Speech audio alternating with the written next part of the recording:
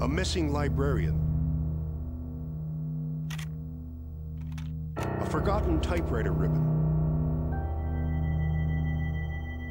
A page of mysterious notes. And a diary full of incriminating allegations. But no body.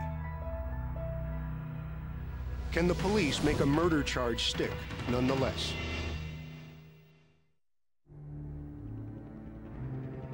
Enter the world of forensic science, the science of crime, where a suspect's guilt or innocence can hang on a single piece of evidence.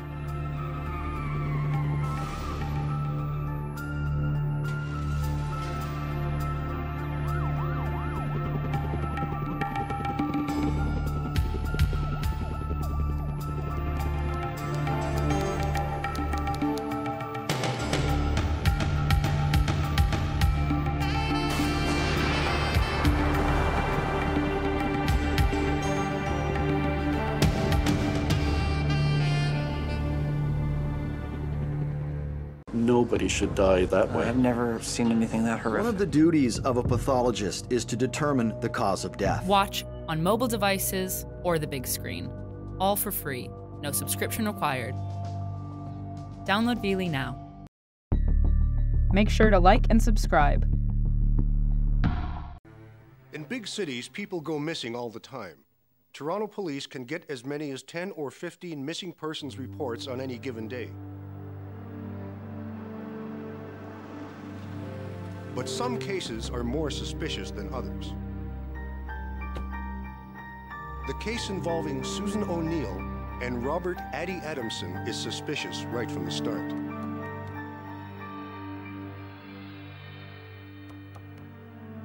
Toronto Police Constable Emerson Finn is the first to be called in.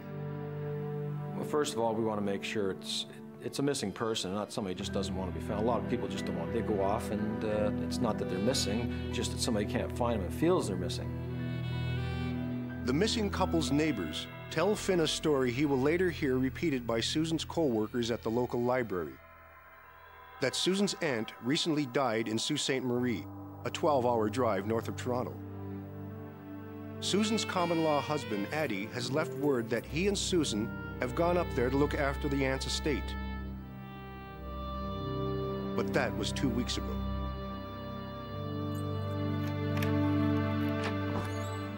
Investigators searched the couple's East End Toronto home.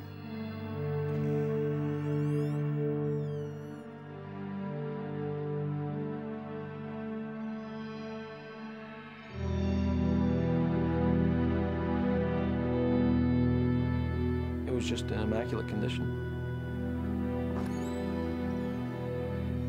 There was nothing broken, nothing out of place. We could find no indication of anything sinister having taken place there. It was just a normal home. Investigators learned that Susan O'Neill is a warm, family-oriented woman with a close circle of friends.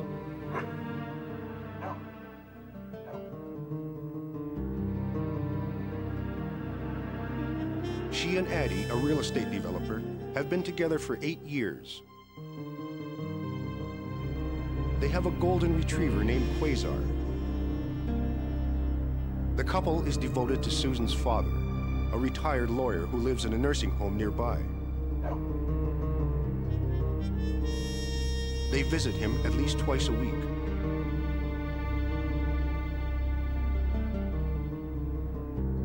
But no one at the nursing home has seen or heard from the couple in 14 days.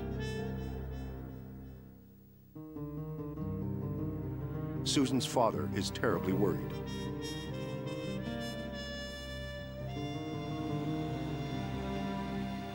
Finn widens his search, notifying the Ontario Provincial Police, contacting hospitals in Toronto and Sault Ste. Marie, even calling the morgue. He gets nowhere.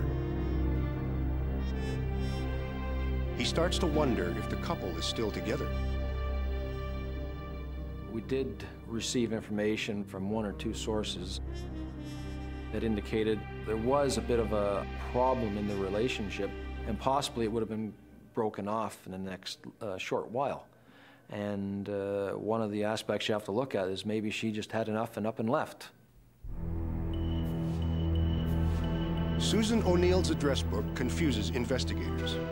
If Susan had an aunt living in Sault Ste. Marie, why are there no Sault Ste. Marie listings? Police learn that Susan does have an aunt who lives in Ohio. When they contact her, she tells police that she is the only aunt Susan has. Something doesn't add up. The common-law husband was the only person anybody had spoken to. Susan had not contacted any of her friends to relate the story of her going north. Fearing the worst, Finn calls homicide. Forensic Identification Officer John Badowski is dispatched to the missing couple's house. What I've been asked or tasked with is to ascertain, is there a crime scene here, and if so, what is the nature of the crime?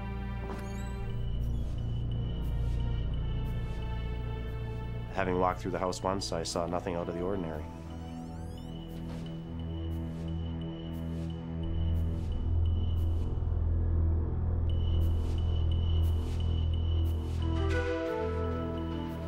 I did lead a very intrusive investigation, looking at every photo album in the house,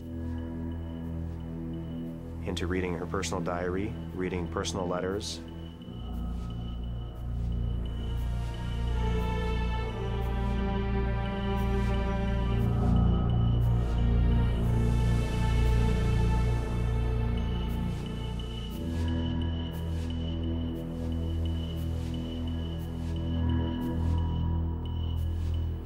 Badowski learns that Susan was once very much in love with her husband.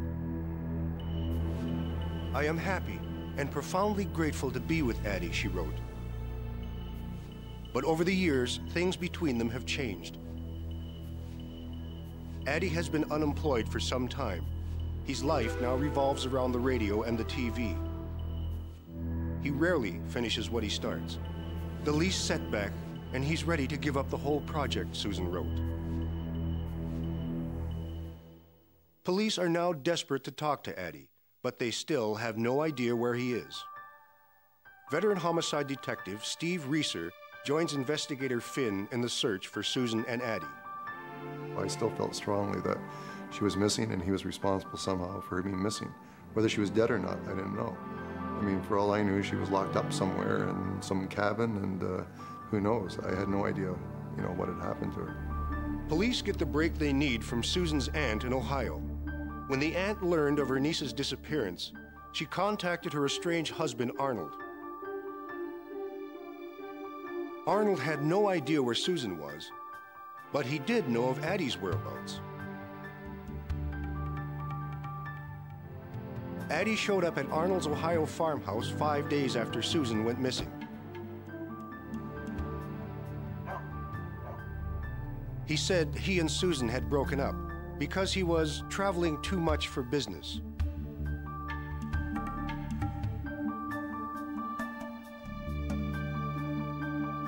Ade seemed in no hurry to leave, even going so far as to set up a makeshift office in Arnold's living room. We felt very strongly that there was a necessity to go down there and invest that time and effort into at least sitting down with him and talking to him about the circumstances under her missing and where she might be. When the police contact Arnold, he says he too is concerned about Susan and that Ade is in Florida, but he's due back soon. The minute Steve Reeser hangs up the phone in Toronto, he is busy making travel plans of his own. He's got a few questions for one Robert Adamson. At Susan and Ade's house in Toronto, ident officer John Badowski uses ultraviolet light to detect traces of organic matter, such as blood or other bodily fluids. It's his first time using this forensic technique. He experiences a breakthrough. There was an immense amount of what appeared to be spatter up and down the staircase. It shocked me. My initial reaction was, wow, I've got it right here.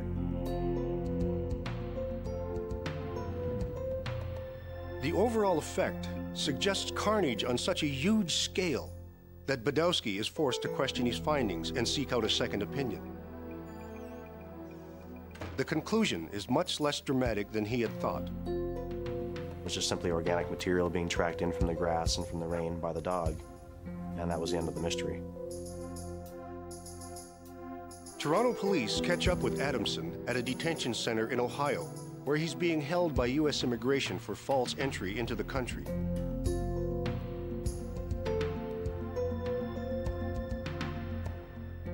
Emerson Finn, the original investigator on the case, accompanies Detective Reeser to the interview. He was a little different, a little strange, a bit of a con man, a little flaky, if I could say that. Adamson tells them one story after another. He started off by denying any knowledge of Susan's whereabouts. Later on, he changed his tune and said he'd had a fight with Susan and gone out for a walk. And when he came back, the doors were open and Susan was gone and he knew she was dead. They had taken her and we said, well, who'd taken her? And he said, well, I'd been involved in a land real estate deal with some Montreal mafia types. And I lost millions of dollars for them and they were going to get even with me. And when I come back and she was gone, I knew they had taken her and killed her. And it's just such an incredible story. It was totally unbelievable. But that was his story. He stuck to it.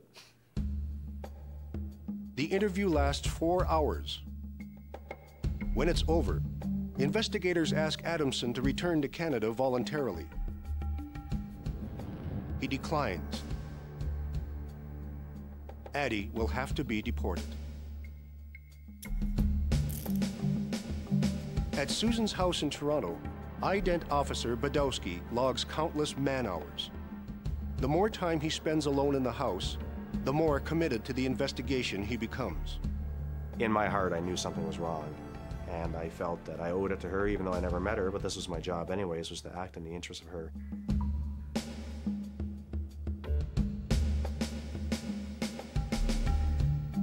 In Susan's later diary entries, Badowski discovers more dark secrets about her common-law husband.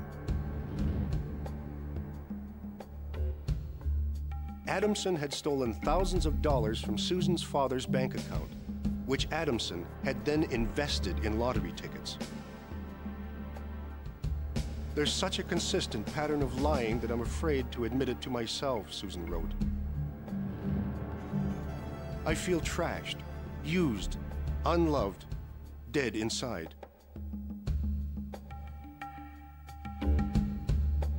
How ironic. The more he takes from me, the more he hates me.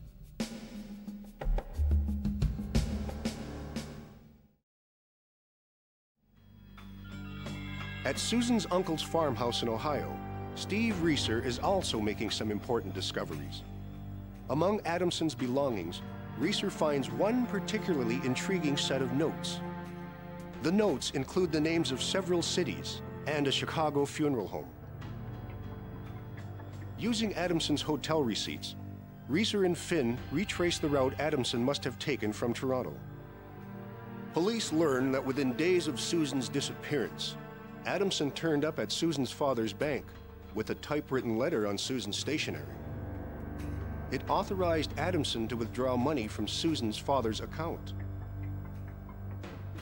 Adamson's notes also indicate that he inquired about the cost of shipping his dead aunt to a funeral home in Chicago. For Steve Reeser, it's all coming clear. There was no dead aunt. The body Adamson planned to ship to Chicago was that of Susan O'Neill.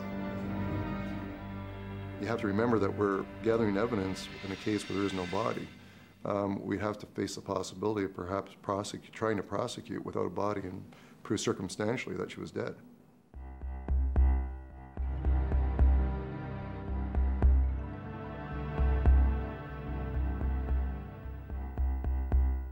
Three months after Susan O'Neill's disappearance, there is still no sign of her. But investigators feel they must act.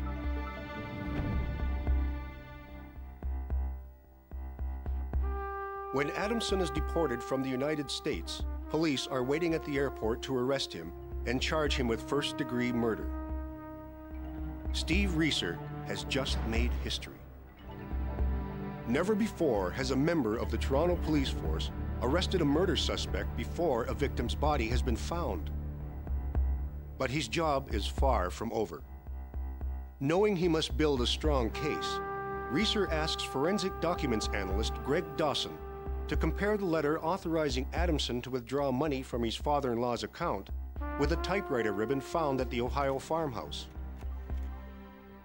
The question letter is a letter on Susan O'Neill letterhead, and it's to the Plains Bank of Illinois. And I was asked whether or not the details of this letter are on this typewriter ribbon.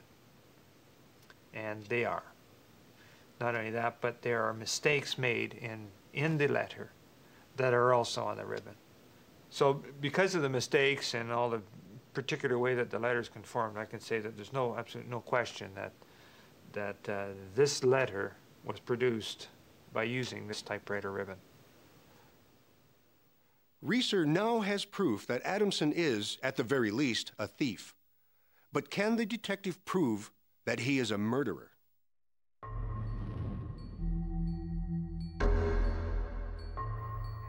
At Susan's house in Toronto, crime scene analyst John Badowski has another breakthrough. When I sat down and looked at the bathtub, I realized that it had been polished. It had probably even been vacuumed. And yet the sink to the left of it, just 2 feet to the left of it, looked like a normal sink with toothpaste stains. And I stood back and examined this in my head for probably 5 or 10 minutes and realized this is wrong. And I immediately went downstairs and called one of the homicide investigators, and I called him at home, I believe, and said, I don't know what it is, but the bathtub is involved. And this is why. There's not even a pubic hair, and this is very abnormal. Nobody cleans their bathtub this religiously. With his daughter's whereabouts still unknown, Susan's father passes away.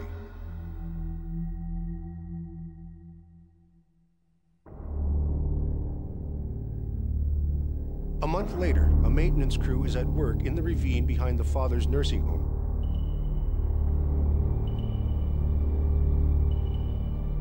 Climbing down the slope, workers encounter a terrible smell.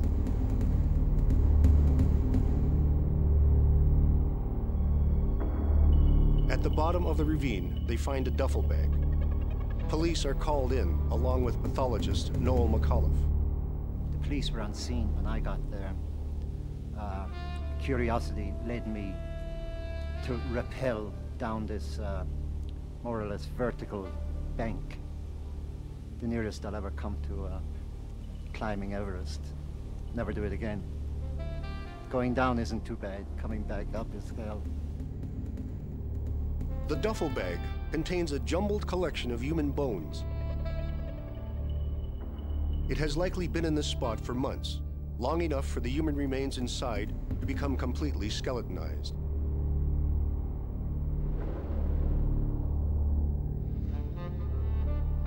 Based on the shape of the pelvis, Noel McAuliffe is able to determine that the bones are those of a woman. But he cannot determine the identity nor the cause of her death. The remains were brought to the city morgue, and the bones were examined meticulously for nicks, evidence of gunshot injury, evidence of blunt force injury. There was no bony injury. And essentially at this stage, one could say that there was no anatomic cause of death in this woman. McAuliffe uses dental x-rays to identify the deceased as Susan O'Neill. How did Susan die? Her body is so badly decomposed, investigators fear they may never know.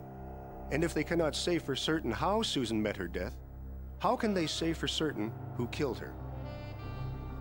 When Adamson learns that his wife's body has been found, he cooks up a new story. He now tells police that he and Susan had been fighting that night. In a rage, she picked up a board and hit him across the head. He blacked out. When he came to, he says that he was lying on top of her and she was dead. Investigators don't believe this story either. They are beginning to piece together their own theory about Adamson and the late Susan O'Neill. Adamson had been living off Susan for years. If their relationship had ended, his free ride would have been over. But if Susan were to simply disappear, Adamson could lay claim to both her estate and eventually her father's as well.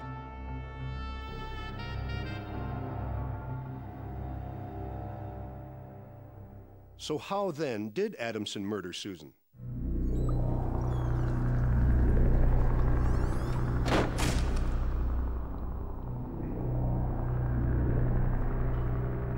At the murder trial, investigators testify that they believed Robert Adamson held Susan O'Neill underwater until she drowned.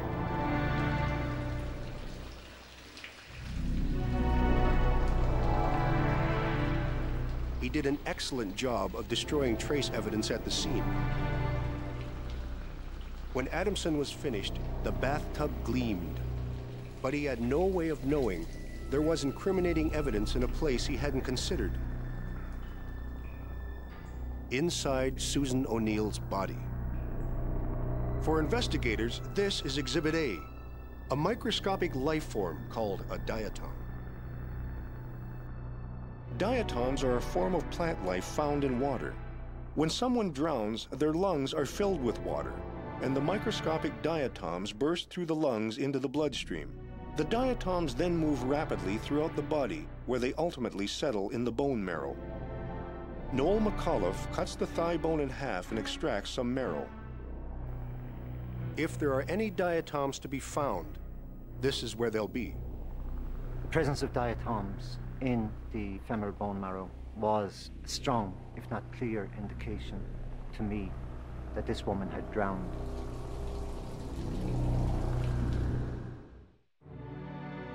The jury takes just 70 minutes to find Robert Ade Adamson guilty of the second-degree murder of Susan O'Neill. Everyone involved in the case sees Susan the same way, as a fine, upstanding woman tragically cut down in midlife. There is just one thing they don't understand. The one thing I did find odd was why she would want to be with Robert Adamson. That's the only thing that's puzzling about Susan. I will trust his judgment, Susan once wrote of Addie in her diary. For I do trust him, and he needs that trust. Susan O'Neill's most admirable quality may have been her faith in other people. The tragic irony of her life is that the person in whom she placed the most faith turned out to be the one who killed her. On September 6, 1991, Judge Nicholson McRae sentenced Robert Adamson to life in prison. He remains behind bars in Kingston Penitentiary. Her name was Alison Perrott. His name was unknown. But they had his DNA.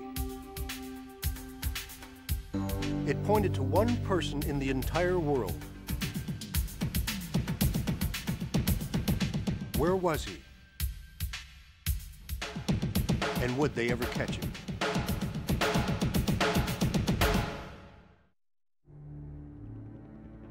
Enter the world of forensic science, the science of crime, where a suspect's guilt or innocence can hang on a single piece of evidence.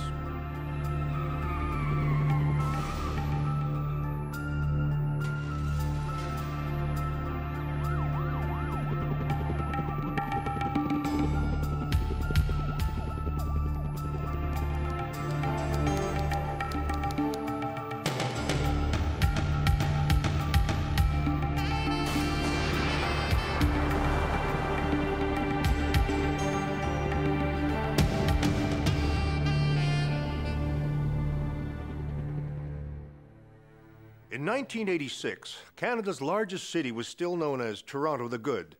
Parents felt if their kids took reasonable precautions, the city was safe. The case of 11-year-old Alison Perrott would shatter that myth forever. I always wanted Scottish names for my kids. I think Alison's just A wonderful, perfect name, and it suited her very well. She always knew who she was. And she was great if anyone was having problems or if somebody was a bit on the out. She loved people, and she kind of reached out to people, and people were really attracted to her. But the image in the public's mind was Allison the runner. It was summer vacation. Allison had qualified for 3 races at the upcoming track meet in New Jersey.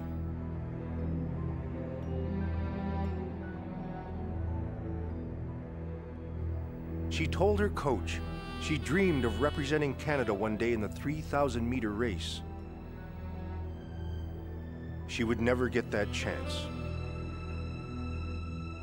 On a hot, muggy Friday morning on July 25, 1986, Allison got a phone call from a man who said he was a photographer. As one of 3 kids in her age bracket representing Ontario at the U.S. meet, the man told her he wanted to take some publicity shots at Varsity Stadium. On the surface, nothing seemed suspicious about the photo session. The man said other members of Allison's track club would also be at the stadium for the publicity shots. Allison called her mother at work to see if it was okay. She sounded a little apprehensive, but the apprehension seemed to be around the exact directions of getting there. And so we went over that a couple of times, and then she seemed fine. Allison put on her favorite clothes, baggy shorts and a green shirt that had once been her dad's. She planned to take the subway to St. George Station across the street from Varsity Stadium. A passerby remembered seeing her on the way to the subway. That would be the last known sighting of Allison Perrott. Whenever I got back to the house and she wasn't here, I started getting anxious. Around supper time, the police were called in. They checked Varsity Stadium, but there was no sign of her. I was sick. Because Allison wasn't a kid who'd ever run away or just wasn't, we knew something terrible had happened. Suspecting the worst, police immediately launch a massive hunt. When news of the young girl's disappearance becomes public, hundreds of volunteers, including many of Allison's neighbors, join in. At first, detectives aren't sure whether Allison even made it downtown. But a surveillance camera in a bank across from Varsity Stadium shows her from the waist down, striding past shortly before 11:30 a.m. The next day, Allison's parents went on TV. If you're the person who's taken our daughter, please, please, bring her home. As the search intensifies, volunteers fan out across Toronto with posters of the missing young girl. Then on Sunday around 6:30 p.m., 2 days after Allison's abduction, her nude body is found in Kings Mill Park in Toronto's West End. The search for Allison Perrott is over. Her disappearance has turned into a homicide. You can't comprehend it at all. I mean, you're just utterly and completely stunned. Because the weather has been hot and muggy, her body has suffered environmental damage. Given how quickly semen deteriorates and suspecting a sexual motive, a pathologist takes vaginal swabs at the scene. I hope that the body will tell me the cause of death. I'll be looking at the entire body to see what is abnormal. Outside that is the skin, the surface, and then what's inside the body, in all the body cavities. Allison's body is then sent to be autopsied. The pathologist finds signs that Allison was bound and gagged and brutally raped while still alive. Based on the marks around her neck, he concludes the cause of death is ligature strangulation. With additional samples taken at autopsy, there are now 7 vaginal swabs. Using the AVO blood testing system, scientists determined the swabs contain male semen from the killer. The bad news, they're insufficient to test against possible suspects. But in hopes of future forensic use, the samples are refrigerated at the Center of Forensic Sciences. The evening after Allison's memorial service, her mother finds herself looking up at the first star. And I said the little rhyme out loud that I used to, starlight, star bright, first star I see tonight.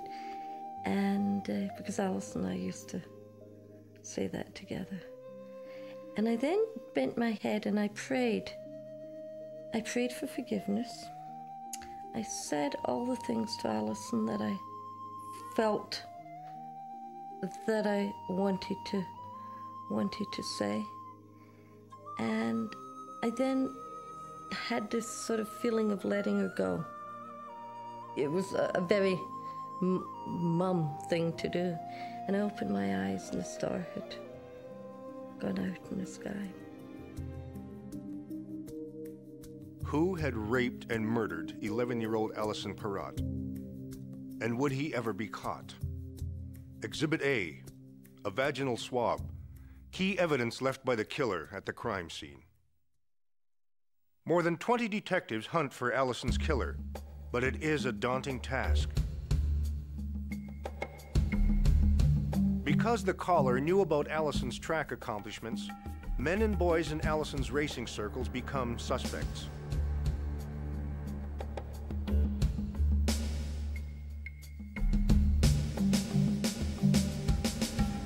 So do family, friends, and acquaintances.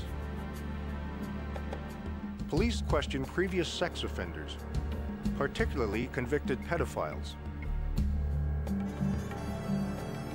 Some suspects bring their wives. Some suspects bring their lawyers. After 18 months, detectives have filed some 30,000 reports, interviewed 20,000 witnesses, and identified 1,200 suspects.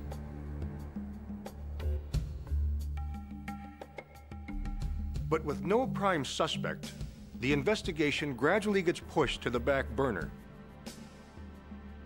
Around this time, the late 1980s, an amazing new forensic tool helped solve a rape and murder case in England. The tool, DNA. Some of my colleagues have described it as God's gift to forensic science. You read a lot about people saying it's the best thing to come to forensic science in 100 years. It truly gives you an investigative tool to work with. What makes DNA so formidable is its power to test minute biological samples, even degraded ones, and still finger one individual in the entire world. If investigators can get a DNA profile of Allison's killer, they will be halfway towards solving the case. But by the time forensic DNA labs are established in Canada, it's years after Allison's murder. Remember those 7 swabs containing male semen? In 1993, it was time to see if they might yield a DNA profile. I think 1993 was just the right time to take this type of case and see if you could use DNA as a tool. To take the case to another level, to go from the level of, we have a case, there's a lot of information about it, but we just don't have that forensic input that puts it to another level of being able to identify the person who committed this crime. The results are better than expected. Investigators now have a perfect DNA sample of the killer. All they have to do is match that sample to a person. Between the years 1993 and 1996, 75 suspects are tested. none of their DNA samples matched the sample from the vaginal swabs. Science alone can't solve this case.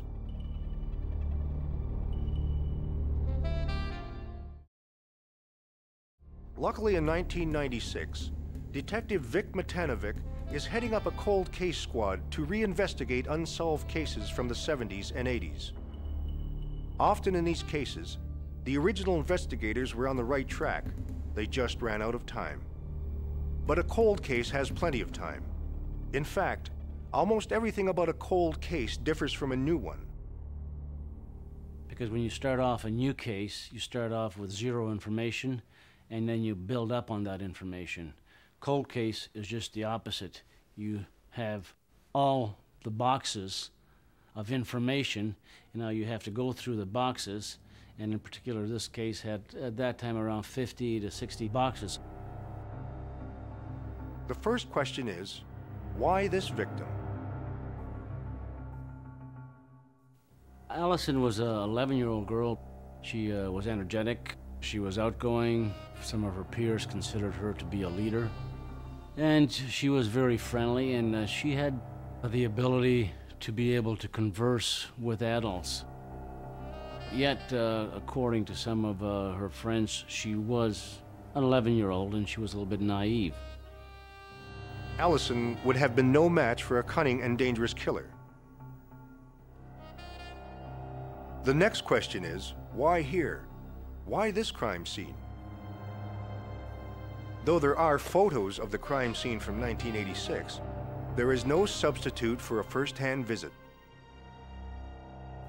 You have to go to the scene so you can get a three-dimensional view.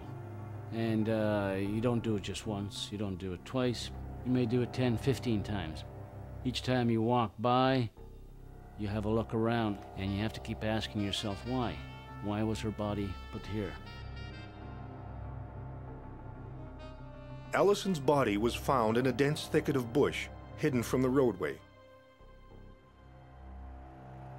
Above it are two bridges.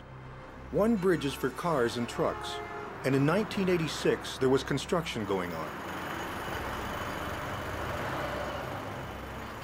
The other bridge is for the subway. So the noise would have drowned out any cries for help. In a fresh homicide, Detective Matanovic would have pounded the pavement for a suspect. In a cold case, experience tells him the killer's name is somewhere among the investigative files. The killer is in the box. Allison Perrott was raped and murdered in 1986. Now, 10 years later, Detective Matanovic is convinced he will find the name of her killer somewhere in the boxes of evidence. Thanks to two dedicated Vancouver police officers and a parole report from 1987, one name surfaced: Francis Carl Roy. Roy was a runner who sometimes trained where Allison trained. At the time of Allison's murder, he was on the lam for sexually assaulting a 19-year-old girl in his apartment. But in 1986, Mr. Roy, accompanied by his lawyer, had given a statement to police and had been cleared of Allison's murder. According to his statement, on the Friday morning, Allison was meeting her abductor at Varsity Stadium at 11:30 a.m. Roy was on a 21-mile run through Toronto's West End. Having left at 9:50 a.m. and having returned at 12:13 p.m. Then he did some stretching in front of his apartment, met a friend at a downtown restaurant, came back to his apartment, and took the streetcar to work. After work, Roy headed back to his apartment, though he alleged he was sneaking around since police were still looking for him. As Matanovic reread Roy's statement, something nagged at him. In the statement he says, when he comes home late at night at the apartment building, he's hiding, he's being cautious, he's looking around. It's pitch black outside, and he's being very cautious because he knows the police are after him. Yet why doesn't he do that in broad daylight? He's doing the stretching there. So to me, logically, that doesn't make sense. Added to this, Roy's running route was through Kings Mill Park. That running route took him right by the murder scene. The detective now needs science to corroborate his suspicions. Though Roy's appearance changed drastically in the 10 years since Allison's murder, one thing was the same: his DNA. But in Canada at this time, police couldn't legally demand a biological sample from a suspect. So an undercover officer tails Roy to a downtown bar and seizes his discarded cigarette butts. And we were able to generate a DNA profile from both of those cigarette butts, which was a match to the DNA profile from the semen from the vaginal swabs from Allison. And so to actually get a hit, as we call it in this particular case, was a very euphoric moment. When Detective Matanovic gets the DNA results, it is almost 10 years to the minute since Allison was murdered. Francis Carl Roy was arrested and charged with the first-degree murder of Allison Perrott. But his trial will present a serious challenge to DNA evidence. The DNA is Roy's. It pointed a finger truly at one individual, and maybe only one individual, because it was so powerful. As a native Canadian, Roy chose to swear on an eagle feather rather than the Bible. But Roy insisted he had not murdered Allison Perrott. Then why was his DNA on the vaginal swabs? This is how he explains it. He had been out for a run through Kingsmill Park and had stopped to take a leak. That's when he spotted Allison's dead body. Some urge came over him and he poked his finger into her vagina. Because he had masturbated that morning, some semen was still on his fingers. Roy swears someone else murdered Allison, and the reason his semen hadn't shown up on the vaginal swab is simply because the killer had worn a condom. It was a distasteful story, even preposterous, but was it possible? Or was it just a clever con to cover up a murder? What do you think? While the jury was sequestered and trying to reach a verdict, the public discovered evidence about Roy's criminal past, evidence that the judge had ruled too prejudicial for the jury to hear.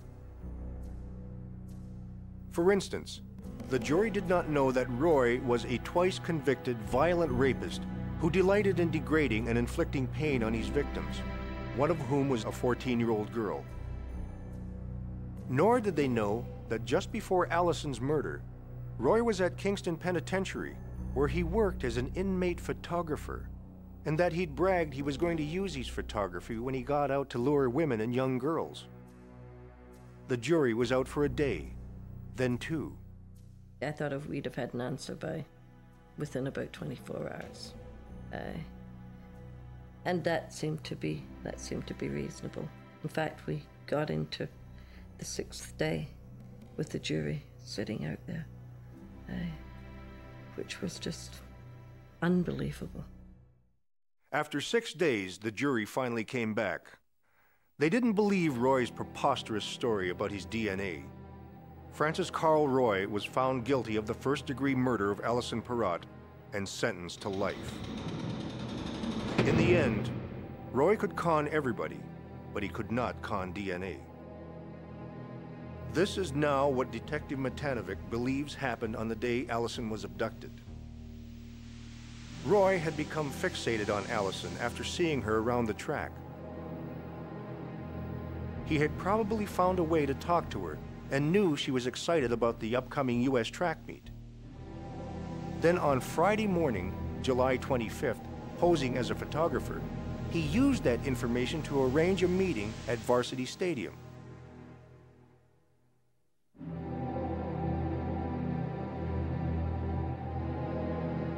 When Allison arrived and saw that the photographer was Roy, who she knew, she probably let down her guard. So it was easier for him to con her into believing that the photo shoot had been moved to Kingsmill Park.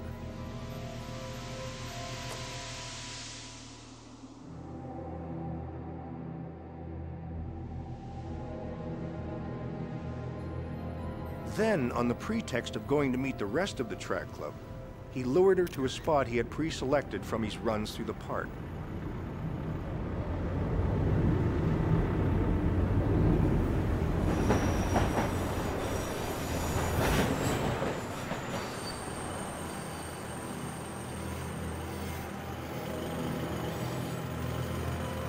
He then gagged, bound, raped, and murdered the 11-year-old girl.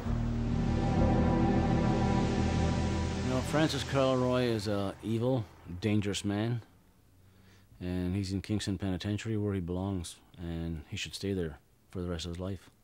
The conviction was a testament to all the investigators and forensic scientists who worked throughout the years to crack the case, and to Alison's spirit.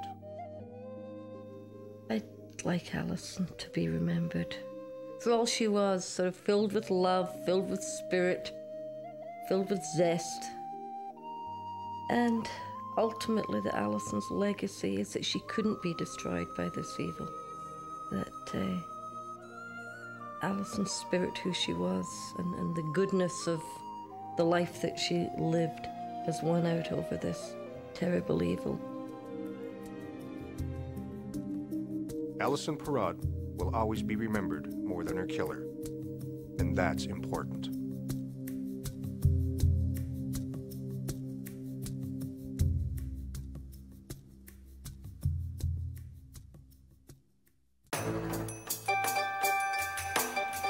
A young woman disappears while jogging.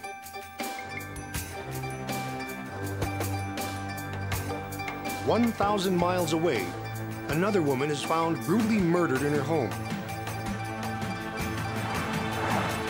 A deranged man has slipped through the hands of police and psychiatrists. Why has no one tried to stop it?"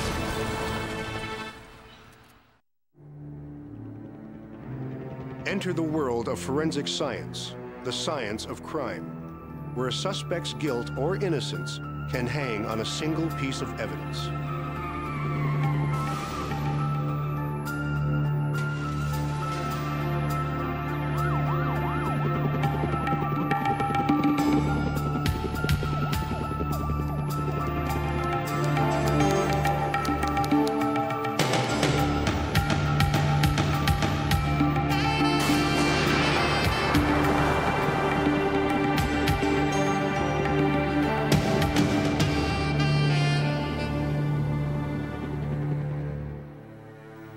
We live our lives trusting that we are protected from dangerous men. We trust that a tight network of police, the justice system, and mental health institutions will ensure our safety. But what happens when a criminal slips through the net and into our lives? A sick and deadly man. A man out of control. August 1991. Jonathan Yeo is a man on the run. He's been charged with the sexual assault of a woman in Hamilton, Ontario. He's out on bail, but he's not going to make it to his court appearance. He has other plans as he heads for the U.S. border. Jack Goodlett, lead investigator for the Ontario Provincial Police, recalls the incident. On August the 9th, Jonathan Yeo went to the border crossing at Niagara Falls, New York at the Whirlpool Bridge. He attempted to enter the United States, and he had said that he was going to go to Florida. And when questioned by immigration officials, they found that he had a weapon in his vehicle, and at that point decided that he was not desirable to be allowed entry into the United States.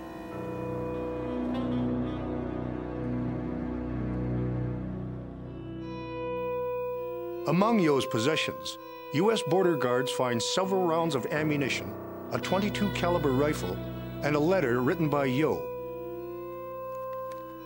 It's filled with violent self-hatred. They fear it may even be a suicide note. What the hell am I? Not human anyway. Just a cheap imitation, and a phony. I don't deserve to be alive in this world. In fact, not in any world. U.S. border guards alert Canadian officials that they are sending Yeo back, that he is armed and about to violate his bail curfew, requiring him to spend each night at his own house. Although the Americans refuse him entry, Yeo has not broken any laws. He is free to go. Of course, you know, if you are a Canadian citizen, you're allowed back into your country. Because he's reported to be unstable and carrying a rifle, the unarmed Canadian border guards duck out of sight as Jonathan Yeo re-enters Canada. He sails through unchallenged. As incredible as it sounds, police assume that Yeo will now obey his bail conditions and return home before dark. But Yeo doesn't go home. Instead, he embarks on a long, strange journey, heading east toward the maritime province of New Brunswick. An hour later, 19-year-old Nina de Villiers drops off her car keys at her tennis club. She's going for a quick jog near the club, which is 50 miles east of the Niagara Falls border crossing.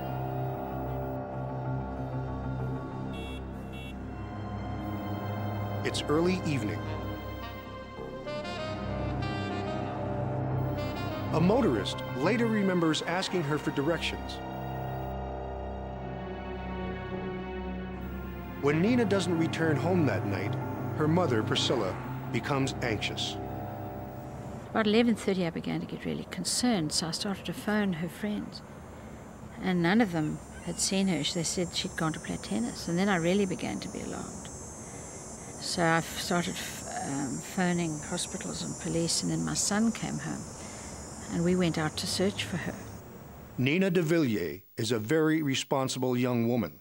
It's not like her to stay out for a night without telling anyone. By early the next morning, the search for Nina de Villiers becomes truly urgent. And the fitness instructors who knew her well, they said, we're going to go out and search the grounds, and they found her bandana in the parking lot. The minute we found that, I phoned the police and they moved right in. By then, I just knew that something terrible had happened. And all I knew was that I had to find her. I mean, that is all I knew. While the search for Nina de Villiers intensifies, no one is looking for Jonathan Yeo. Out on the highway, he's halfway to Moncton, New Brunswick.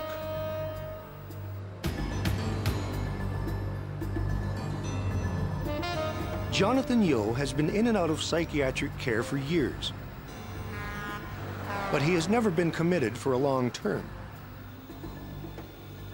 He has been in trouble with the police, but never been jailed. Maybe it's just coincidence, or maybe he's very good at playing the system. Why does he always go free? Isn't anyone minding the store? 2 days later, and 1,000 miles east of the U.S. border at Niagara Falls, Reg LeBlanc returns to his home just outside Moncton, New Brunswick. The house is a shambles. It's disturbingly quiet. He cautiously searches the house, looking for Mary, his wife. She doesn't seem to be home. But Mary LeBlanc is at home tonight.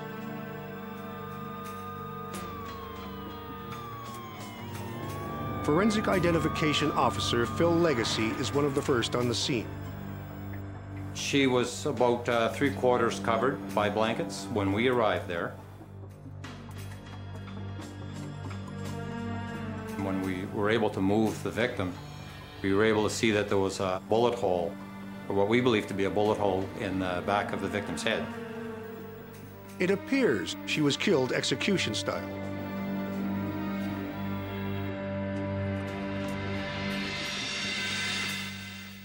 Ballistics tests later confirm she was shot at close range with a .22 caliber rifle. Police fear that a very disturbed killer is on the loose. Phil Legacy begins the urgent search for clues to the killer's identity. In the basement, he finds a smashed window. At the point of entry, we found that there was some glass broken that had fallen into the house as the window was broken in from the outside. And there was a number of pieces of the glass that had partial fingerprints on them. After almost 24 hours at the murder scene, Legacy returns to his lab at midnight. He won't quit until he has uncovered the killer's identity. One particular piece of glass that I had found at the point of entry that I thought was going to give us the most potential to resolve this case I took it and started to work with it. Phil Legacy lifts a good print from a fragment of broken glass. Early the next morning, it's rushed to Ottawa, where the Mounties Fingerprint Identification Lab will immediately check it against all criminal fingerprints on file. Exhibit A, a fingerprint on a shard of glass that police hope will identify a killer before he strikes again.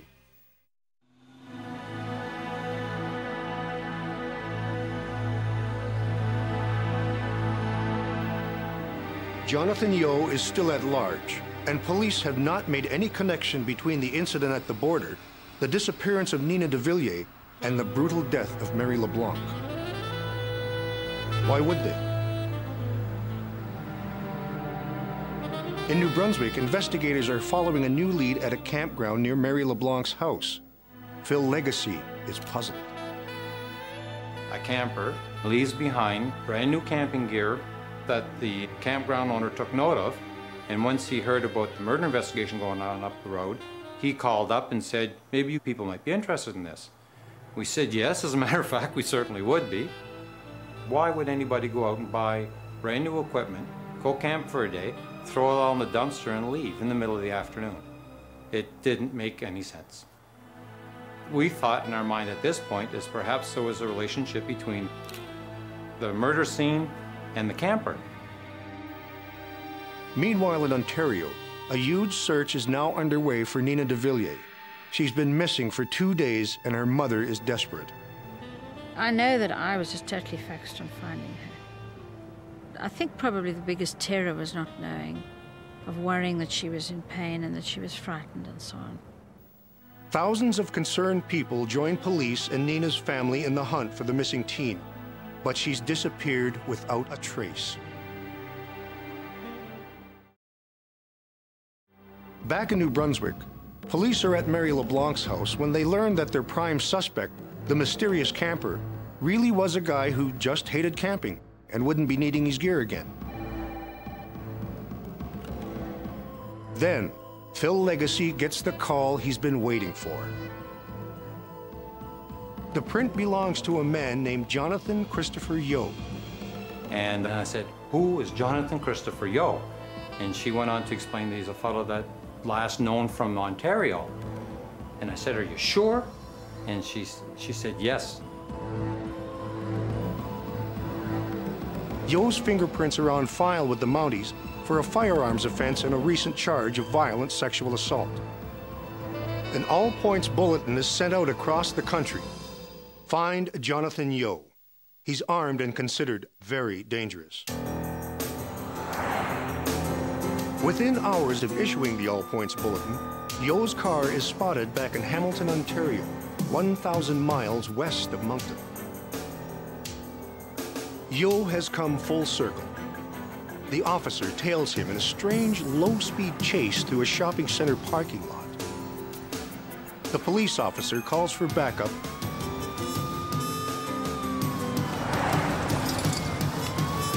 Suddenly, Yeo's car spins out of control.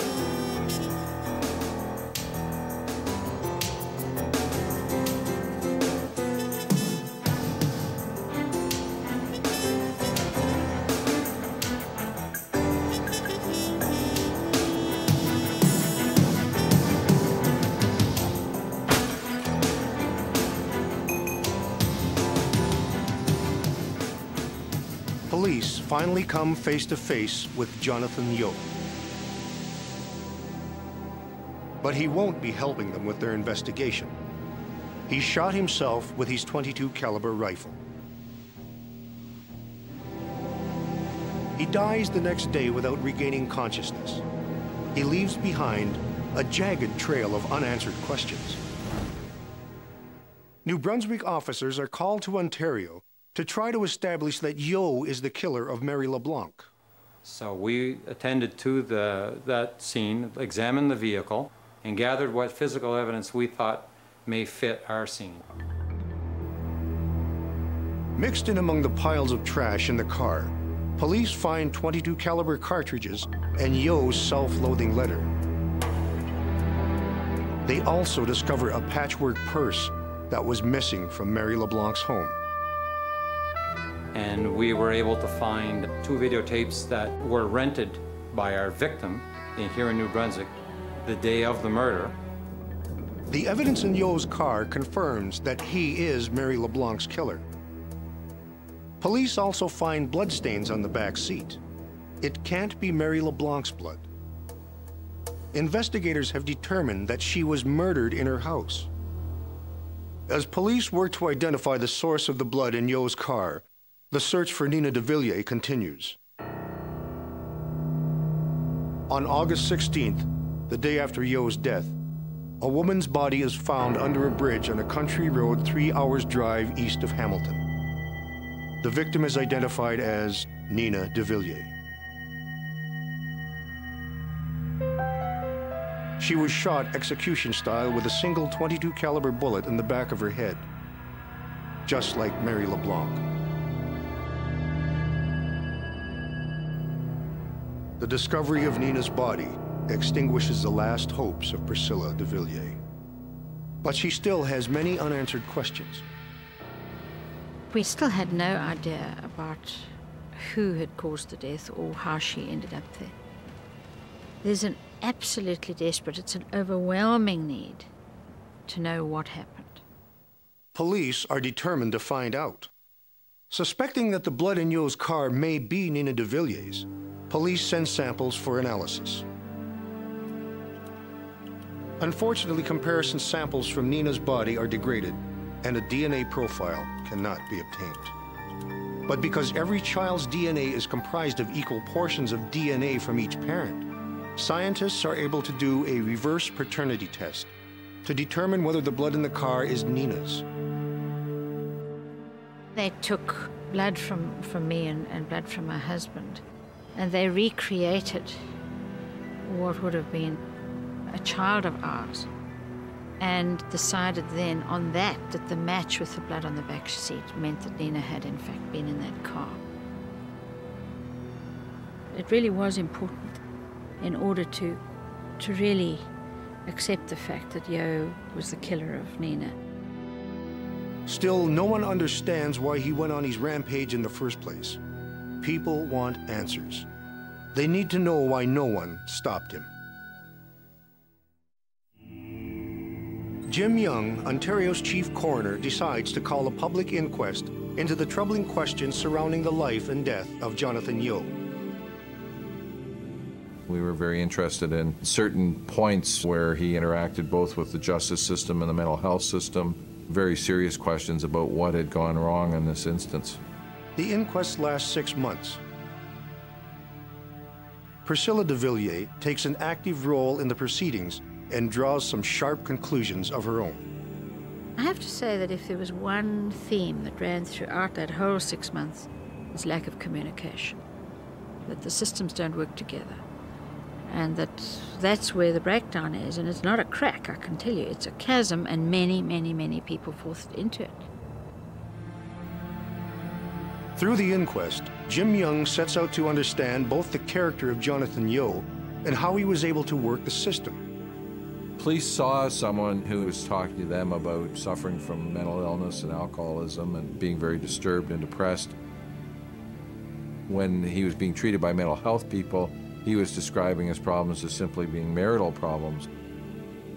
And in fact, there's no evidence of either alcoholism or particular marital problems. There was better evidence that he was using the mental health system as an escape hatch to avoid the justice system. When Yo was turned back at the border, something inside him snapped. He began his final journey of terror.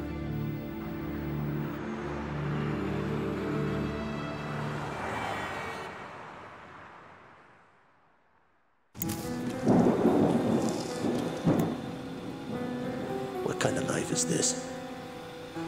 Nothing but horror. Living is not worth it, neither is death. So what the hell are we here for? I take so much. I can't get rid of it.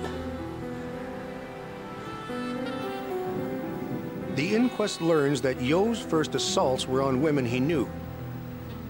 But he was never stopped, and each new assault became more violent. He began to attack women at random. The diseased mentality of men like Jonathan Yeo is the special study of forensic psychiatrist Dr. Stephen Hucker. When you look at the kind of individual that he appears to have been, you're really dealing with somebody who's fundamentally a very angry person, somebody who's specifically angry towards women for whatever reason.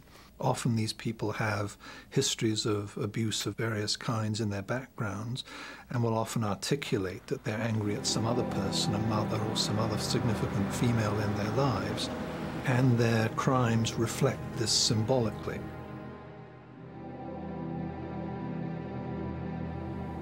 This is a dark and dangerous and menacing and calculating man who stalked women,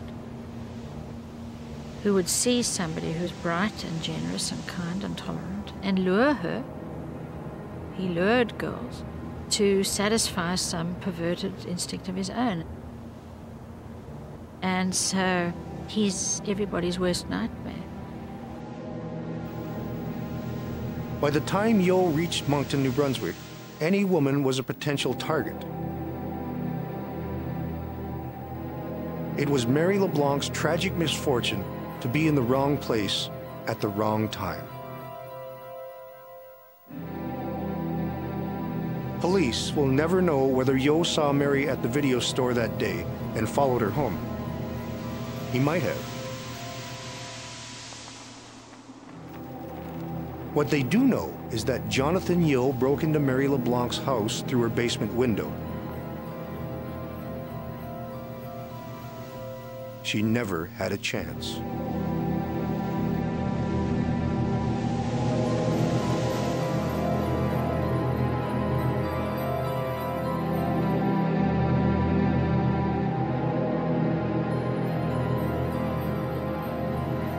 Most of this kind of person's motivation, in addition to the anger, is an attempt at humiliating, degrading, or otherwise destroying women. And they will often have committed lesser degrees of sexual violence before they actually commit these horrendous culminations, as it were. Jonathan Yeo fell through the cracks between two institutions meant to protect us from people like him. And as he fell, he took two innocent women with him. We learn the hard lessons from something that was a tragedy, but we turn it into something that's constructive and positive. The inquest into Jonathan Yeo's killing spree recognized that things had to change, including tighter bail conditions for sex offenders, more stringent gun control procedures, and improved communications between police and mental health authorities. To ensure that these recommendations from the Yeo inquest are faithfully implemented, Priscilla de Villiers founded Caveat, an activist group of Canadians against violence. She has turned the tragedy of her daughter's death into a new strength and purpose for her own life. The one thing that comforts me is that Nina was very much an activist herself, and she would have approved. What I'd learned and what I'd seen, I could not have lived with myself if I hadn't tried to save some other life.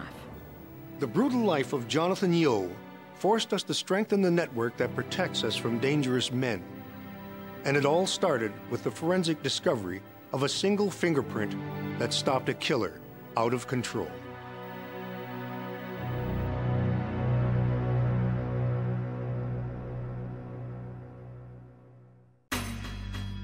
Two men named Ronald Joseph Platt. One, a dead man found at the bottom of the sea. The other, a successful businessman with a young wife. Who is the real one? And what is the mysterious connection between them?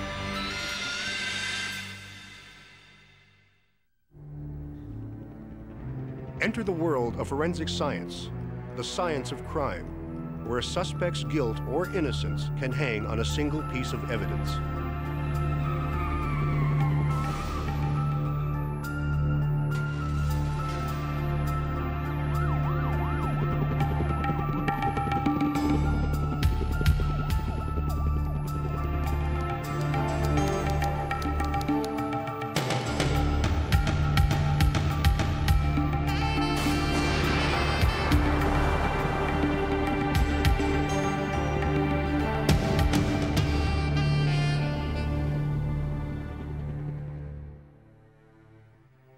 says dead men tell no tales? This is the story of a dead man who wouldn't stop talking, even from his watery grave. Exhibit A, a body found at the bottom of the sea.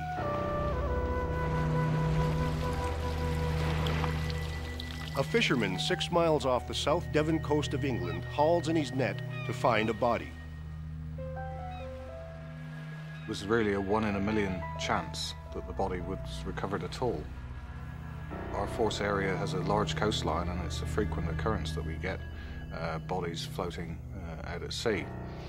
What was unusual about this, perhaps, was that 6 miles out is quite some distance.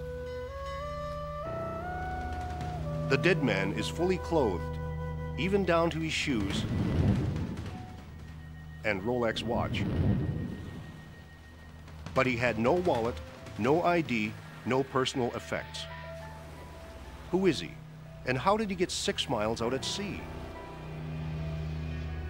As with any unexplained death, the body is sent to the morgue to be autopsied. Investigators hope the autopsy will not only tell them the cause of death, but give them clues to the mystery man's identity. The first thing was that he had an injury to the back of his head. This is not uncommon in bodies fished out from the water.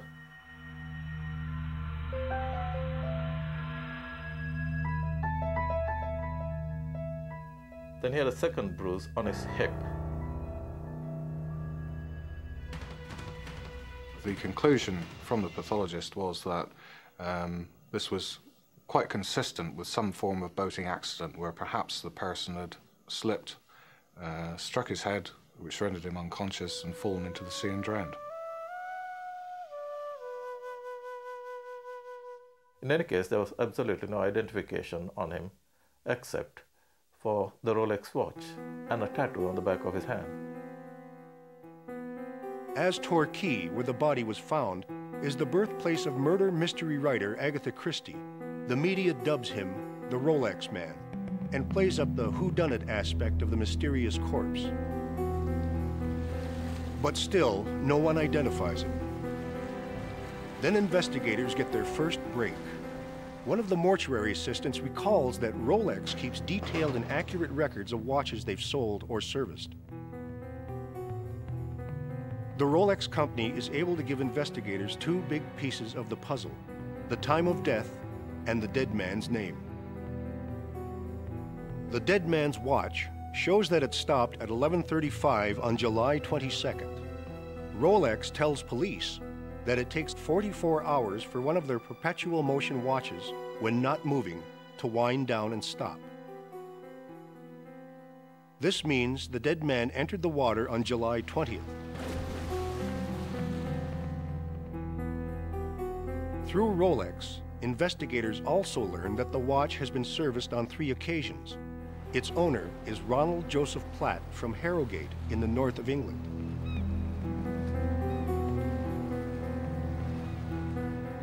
In Harrogate, investigators find an address for Ronald Platt. The landlord tells them that Platt lived alone, but moved out a month ago at the end of June. He left no forwarding address. But on Platt's rental application, under personal references, he had written the name of David Davis, together with Davis's cell number. The police called Davis on his cell phone. Though they don't like to do so over the phone, they inform him of Ronald Platt's death. Davis seems stunned. When police ask if they can come by to find out more about Ronald Platt, Davis suggests it would be just as convenient for him to drop by the police station. When David Davis arrives at the police station, investigators encounter a tall, well-dressed businessman, polite and anxious to help. Though Platt was British, he loved Canada. In the interview with police, Davis explains that the tattoo on Platt's wrist is a maple leaf, the national symbol of Canada. The country seemed to suit this shy, quiet man. Platt had recently tried to make a go of it in Canada, but had to come back broke when things didn't work out. he had always had difficulty getting jobs. In fact, Davis says that the last time he saw his friend Ron Platt was the month before, at the end of June. Platt was off to France to start a new business. Davis had loaned him some money. Authorities are this close to closing the books on this case, calling it a mysterious boating accident. But to make sure they haven't overlooked something, they go back to square one. They re-interview the fisherman who hauled up Ronald Platt's body. That's when they learn he had been holding back on them. The net had contained something else, a 10-pound sou'wester anchor. We thought that was suspicious, as well as the gash on the back of his head. This was really the first indication that there was a suspicious factor surrounding the death. A re-autopsy is now ordered on Platt's body. This time, the pathologist is looking for signs of foul play. He re-examines the 4-inch gash on the back of the victim's head. Could it have been caused by a blow? The pathologist also notices that there is a bruise on the lower thigh, and that the bruise on the corpse's hip has become more pronounced. Could they have been caused by the anchor being inserted into the victim's belt in order to weigh him down? When the anchor is placed against the corpse's body, it neatly fits the 2 bruises. This theory is confirmed when samples taken from the victim's belt show traces of zinc matching the zinc of the anchor. We'd come up with this anchor and could now prove that the death itself was almost certainly murder. But who would have murdered this shy, quiet man, and why? The story of Ronald Joseph Platt had started as a dead body out at sea, thought to be the victim of a boating accident. But the discovery that the dead man had been weighed down with an anchor clearly suggested foul play. The police need to ask Ronald Platt's friend, David Davis, a few follow-up questions. When they can't get Davis on his cell phone, an officer drives out to Davis's house. Instead of going to David Davis's house, the officer goes to his next-door neighbor's house by mistake. He went to the wrong house. The neighbor there pointed out his mistake. The officer said, "Well, I'm looking for Mr. David Davis." He said, "Well, you've got the wrong address because there's no one called David Davis at that address. I've known the family there for about 3 years." The man is called Ronald Platt. He's got a very young wife in her early 20s, and they've got 2 very young children. The officer is amazed. The man the neighbor identifies as Ronald Platt is the man who told police his name was David Davis. Who was this man? Why was he using this dead person's name? How had it come about that he was using this name for the past 3 years? The police learn that Davis is an international financier who owns several investment companies, is a well-respected man in the community, and is a church-going man. The worst anybody can say about him is that he seems very controlling in his relationship with his young wife. But police are keenly interested to learn that Davis owns a sailboat named the Lady Jane. In a boating region like South Devon, trying to locate one particular boat is like trying to find a needle in a haystack. Where was this boat that he had moored somewhere in South Devon?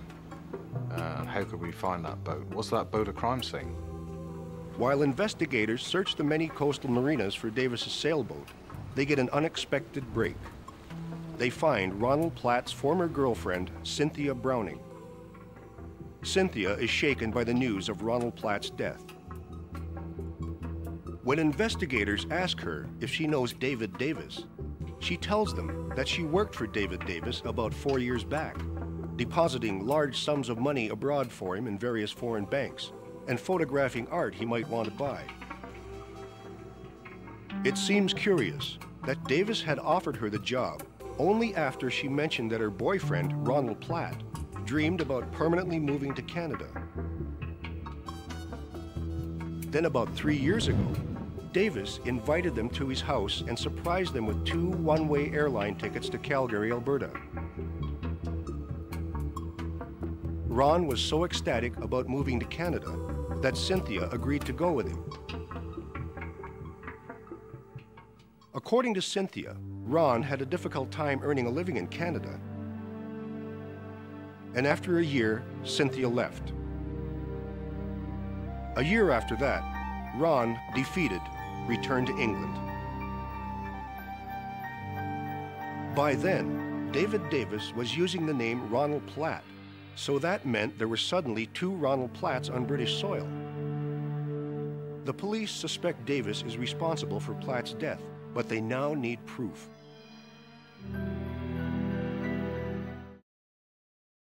The police finally find Davis's boat and learn that he took it out of the water on July 21st.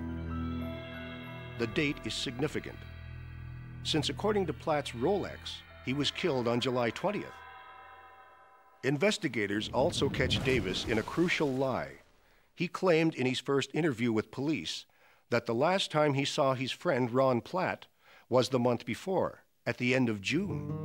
But checking Davis's cell phone records, investigators now learn that Platt and Davis had adjoining rooms in a hotel near Torquay the first 3 weeks of July, right up until the day Platt was killed. At the end of the day, I took the decision that we would charge David Wallace Davis with murder.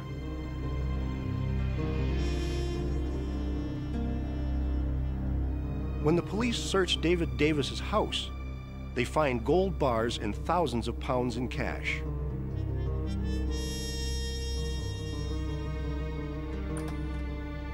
When Davis's young wife is brought in for questioning and asked why she and Davis are masquerading under the name of Platt, she says it is to evade Davis's ex-wife, who is after him for alimony. On the advice of his lawyer, Davis refuses to talk. His lawyer also demands his immediate release. He was saying, not only have you got no evidence to show that my client was responsible for this murder, but you haven't even got any evidence to show that this person was murdered, and he wanted his client released immediately. We had a gut feeling that if Davis walked out of that police station, that we would never see him again. When police search Davis's boat, they find an itemized receipt paid for with Davis's credit card for the purchase of a 10-pound sou'wester anchor. They can now prove a connection among Davis, his boat, and the anchor that weighed down Platt. But Davis's lawyer counters that A, the anchor doesn't prove Davis had anything to do with Platt's death, or B, that Platt died out at sea. Platt might have committed suicide on shore, then floated out to where he was found. Police contact Dr. Bob Allen, a forensic expert in tidal currents. One of the most important things that has to be decided is whether the body floated or whether it sank. And the reason for that is that if the body floats, it's subjected to the wind and the waves on the surface. The body can move considerable distances if it's blown along. If the body sinks to the bottom, be it naturally or by weight, then the body is largely shielded from the wind, and even the tidal currents are reduced. Dr. Bob Allen did tests in the laboratory to find out whether Ron Platt's body would have floated or whether it would have sunk, even with the 10-pound anchor. And the conclusion to that is that he was a sinker. This means that Ronald Platt went into the sea where the fishermen hauled up his body. Now police have to prove Davis's sailboat was at that spot on the day of the murder and that Davis was on it. Oh, and one more essential piece of the puzzle. Why? Why would Davis need to take Ronald Platt's name? What terrible secret was Davis hiding?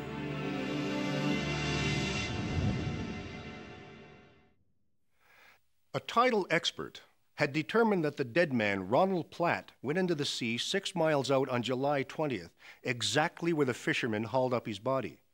Now police need to put their prime suspect's sailboat at that spot on that day. The only way to do that is by Lady Jane's GPS, Global Positioning System. This is a system which uses a series of navigational satellites to help vessels determine their latitude and longitude at any given time. It also retains in its memory a boat's last position. But the GPS is missing. Police eventually discover the GPS in Davis's locker. They have hit the jackpot. Accessing the Global Positioning System's memory, experts are able to get a readout that on July 20th, the Lady Jane was at precisely the spot where the fishermen hauled up Ronald Platt's body. Then something happens that investigators would not believe if they read it in an Agatha Christie mystery. David Davis's fingerprints have been sent to Interpol. Interpol sends back a match. The man police have in custody is not David Davis, but Albert Walker, the most wanted man in Canada and one of the 12 most wanted men in the world. And the woman who claims to be his wife is not his wife at all, but his 21-year-old daughter. We now knew who he was, and we now, importantly, had a motive. Quite clearly, he was wanted for extremely serious offences. Combining the investigators' finding with the forensic evidence, this is what Detective Sincock believes happened. 6 years ago, Walker, wanted for theft, money laundering, and defrauding investors of millions of dollars, fled Canada with his then 15-year-old daughter and settled in England. To elude authorities, he took the name of David Davis, the name of one of his former clients. After a while, he feared that the name David Davis wasn't enough to keep authorities from eventually discovering him. So 3 years ago, after sending Ronald Platt and Cynthia Browning to Canada, he became Ronald Platt, and his daughter started to be known as his wife. It was a perfect scheme until Ronald Platt came back to England. Ron Platt, having failed in Canada, returned to England like the bad penny. This threatened everything that Walker had built. His house of cards was about to fall. There were now 2 Ronald Platts. That wasn't any good. One of them had to go. And on the 20th of July, 1996, he took Ronald Platt 6 miles out to sea.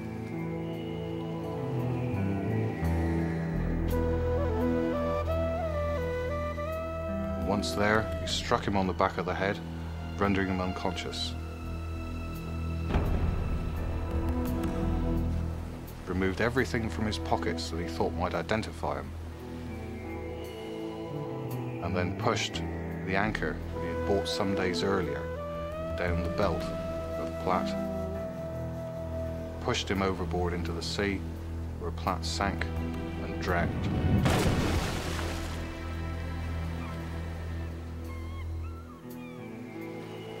He made one mistake, Walker. He failed to remove the Rolex watch. The Rolex watch, which led to Platt's identity being discovered, and ultimately Walker's downfall. The police still have to put Walker himself on his boat on the day of Platt's murder. They get their proof from an entirely unexpected source. Walker's daughter calls Detective Sincock and tells him she distinctly remembers July 20th, the day Ronald Platt died. Her father was out on his boat all that day and returned home disheveled and unusually silent. The only remaining question is, will she testify to that in court? The first day of the trial was one of the most dramatic that I have ever witnessed in all my police service. The courtroom was completely full. The minute she walked into that courtroom, Walker rose and stared at her. It was quite chilling, the way that he stared, as though he was still at this time trying to exert his influence on her. He remained with his eyes fixed on her, until she had delivered that damning evidence, the fact that he'd been out on the boat on the day that Ronald Platt died. The jury took just 2 hours to decide that Albert Walker was guilty of murdering Ronald Platt. Ronald Platt is probably the person that helped us most in this investigation. Ronald Platt is the person who, one chance in a million, actually returned from his watery grave and pointed firmly the finger at the person who'd killed him, his former friend that he knew as David Davis, Albert Walker. It was the dead man, Ronald Platt himself, who led investigators to the evidence. His Rolex watch, which gave them the time of death and who he was. The anchor, the traces of zinc on his belt, and the bruises on his body. Platt even led police to his murderer by writing down David Davis's cell number. The victim in this case was always there giving us the information as to what had happened. Fortunately, we listened to the victim, and through forensic examinations in a variety of fields, brought out what Ronald Platt was saying to us and brought his killer to justice. Albert Walker will spend the better part of the rest of his life in prison. Not only did he steal people's money, he stole their lives. But Ronald Platt refused to let him get away with it. Having failed at everything else, Ronald Platt came back from the grave and nailed his cold-hearted killer.